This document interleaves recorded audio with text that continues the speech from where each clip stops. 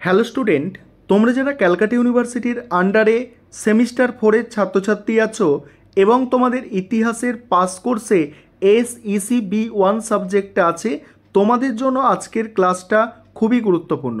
আজকের ক্লাসে তোমাদের একটি 50 নম্বরের বড় প্রশ্নের উত্তর নিয়ে আলোচনা করব। আর তোমাদের যে প্রশ্নের উত্তরটা নিয়ে আলোচনা করছি, এই প্রশ্নটাই তোমরা পরীক্ষায় কমন পাবে। অর্থাৎ আজকের ক্লাসটা ভালোভাবে তোমরা যদি দেখে নাও, তাহলে তোমরা একটা 50 নম্বরের প্রশ্নের উত্তর পরীক্ষায় লিখে আসতে পারছো। প্রশ্নটা কি আছে? প্রশ্নটা আছে, সাম্প্রতিককালে তোমার দেখা কিংবা তথ্য প্রযুক্তি বা ইন্টারনেটের মাধ্যমে পরিদর্শন করা কোনো একটি মিউজিয়াম বা সংগ্রহশালার ওপর একটি প্রতিবেদন লেখো। কিভাবে নোটসটা গুছিয়ে লিখবে? তোমাকে প্রথমে একটা ইন্ট্রোডাকশান অর্থাৎ ভূমিকা লিখতে হবে। দেখো, যেখানে মিউজিয়াম সম্পর্কে বলা হয়েছে যে মিউজিয়াম বা সংগ্রহশালা হলো এমন একটি প্রতিষ্ঠান যা সর্বসাধারণের শিক্ষার জন্য নির্মিত। তারপর ইন্টারন্যাশনাল কাউন্সিল অফ মিউজিয়ামের প্রদত্ত সংজ্ঞায় কি বলা হয়েছে। তারপরে ইতিহাসের সাথে জাদুঘরের সম্পর্ক অঙ্গাঙ্গিভাবে জড়িত। এইভাবে এখানে ভূমিকাটা শেষ করা হয়েছে।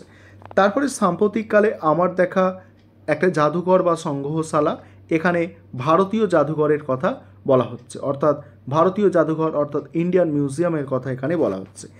ইন্ডিয়ান মিউজিয়ামের কথা বলা হচ্ছে, প্রথমেই কোথায় অবস্থিত আছে, কত সালে প্রতিষ্ঠিত হয়েছিল সেগুলো সম্পর্কে বলা হয়েছে, ইংরেজরা প্রতিষ্ঠা করেছিল, সেই সমস্ত তথ্য এখানে দেওয়া হয়েছে। তারপরে এখানে কি তথ্য দেওয়া হয়েছে, যে প্রবেশ মূল্য অর্থাৎ ইন্ডিয়ান মিউজিয়াম ভারতীয় জাদুঘরে প্রবেশ মূল্য শিশুদের জন্য 20 টাকা আছে এবং ভারতীয় নাগরিকদের জন্য 50 টাকা, বিদেশি যদি হয় তাদের 500 টাকা দিতে হবে। এবং সেক্ষেত্রে জেট ক্যামেরা এবং ফোন ক্যামেরা ফটো তোলার জন্য কিন্তু আবার 50 টাকা দিতে হয় ফটো তুললে।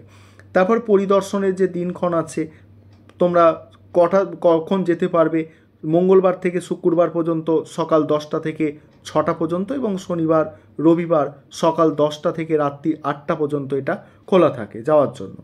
এবার ভারতীয় জাদুঘর বা সংগ্রহশালার কিছু বিভাগ আছে, যেমন পুরাতত্ত্ব বিভাগ, ঠিক আছে, ডারহুদ বিথিকা, এইসব বিভাগ আছে।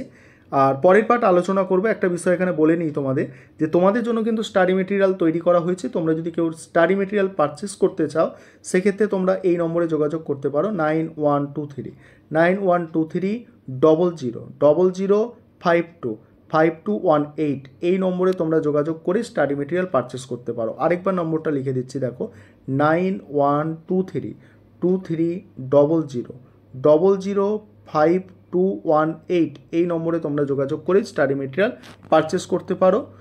তারপর দেখো, এখানে বিভিন্ন তথ্য দেওয়া আছে। তারপরে বুদ্ধ গয়া যে বিভাগটা আছে, পুরাতত্ত্ব বিভাগে ভারত বিথিকার পরেই আছে বুদ্ধ গয়া বিভাগ, সেখানে সেই সম্পর্কে এখানে তথ্য আছে।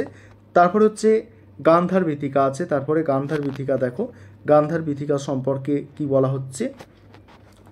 তারপরে হচ্ছে মাথুরা বিথিকাতে কি বলা হয়েছে, দেখো।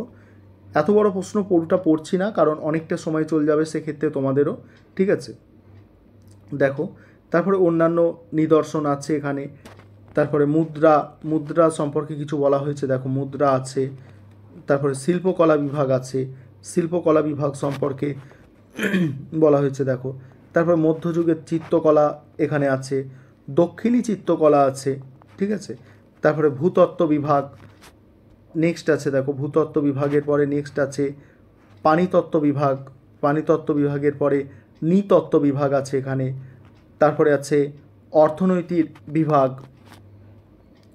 আর তারপরে দেখো, তারপরে শেষে আছে অন্যান্য বিভাগ। এই হচ্ছে তোমাদের 50 নম্বরের একটা প্রশ্ন। এটাই তোমাদের কমন আসবে, তোমরা জানো। একবার অ্যান্সারটা তোমাদের দিয়ে দিলাম, ভালো করে পরীক্ষার আগে একটু দেখে যাওয়ার চেষ্টা করো।